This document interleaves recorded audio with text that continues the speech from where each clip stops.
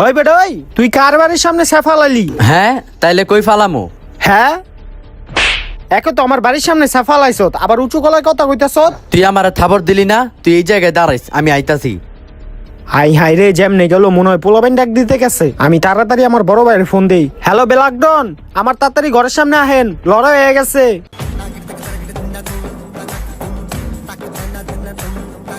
না না, তুই আগে যা, আমি যাইগা। আরে না না ভাই, আহেন, আপনি আহেন।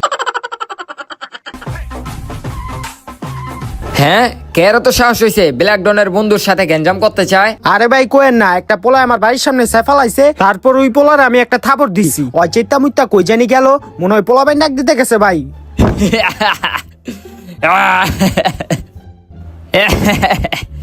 তাইলে মনে হয় এতদিন পরে আমার লেভেলের একটা মানুষ পাইলাম।